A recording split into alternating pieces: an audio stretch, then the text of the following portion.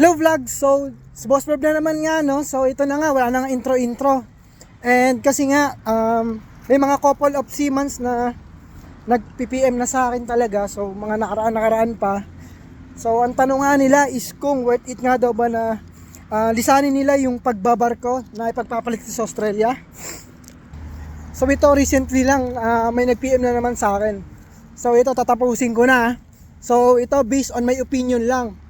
So kung ako seaman, so ito ang gagawin ko. Kung ako lang kasi ayoko naman na anuhin kayo, di ba? Napilitin kayo tapos bantang huli sa akin yung sisi. So kasi dati talaga is pangarap ko rin talaga maging seaman. Kaya yun, dahil mahal ang tuition, HRM na lang.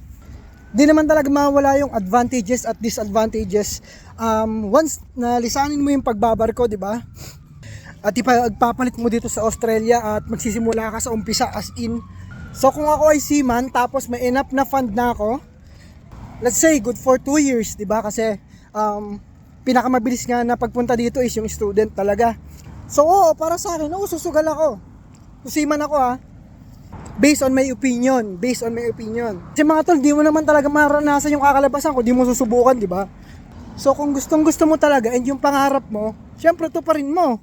Kung saan ka masaya, kung ako kung hindi na ako masaya magbabarko, so kung nagsasawa na talaga ako and may enough na fund na, susugal ako sa Australia dito talaga, as in 100%.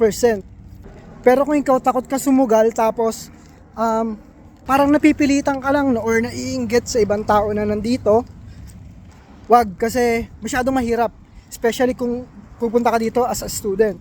So yun ang isang disadvantage, 'di ba? Kasi in 2 years talaga is medyo mahirap talaga, mahirap mag-aral, mahirap mag-ipon, lalo na kung 24 hours lang yung work rights mo dito. So magkano lang 'yon, tapos mag-save ka pa, tapos magpapadala ka pa sa Pilipinas, 'di ba? Pero ito yung sasabihin ko sa iyo, paano ka swertehin ka after 2 years na 'yon, 'di ba? Maging success, matapos mo yung study mo. After nun magti-temporary ka or graduate visa or makakuha ka ng sponsorship.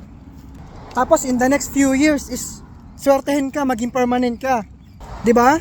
So for me 50-50 talaga. Pero para sa akin napakaraming advantages once makakuha ka ng permanent residence dito or maging citizen ka. Hindi lang sarili mo, pati pamilya mo, mga kapatid mo, pwede mo sila madala dito. Mga apu-apuhan mo, pamangkin mo. Sa pagbabarko, may ganun ba? Madadala mo ba sila sa barko? May experience ba nila yung na-experience mo sa barko? So yun lang, para sa akin yun mindset ko yun Kung ako ang seaman may choice ka pa rin naman kung hindi ka swertehin in 2 to 5 years. May chance ka pa naman. Kung di ka swertehin dito, may bagsak ka pa rin, pwede ka pa rin magbarko, di ba? So it means, hindi para sa iyo ang Australia. Di ba nga may kasabihan tayo? Sa kanta nga pala, pag ayaw may dahilan, pag gusto maraming paraan. So para lang to sa mga seaman na nag-iisip na magpunta ng Australia or mga Canada, mga ganun So inuulit ko, opinion ko lang yun. See ya, God bless. Wala na edit to Bye bye. Shoo.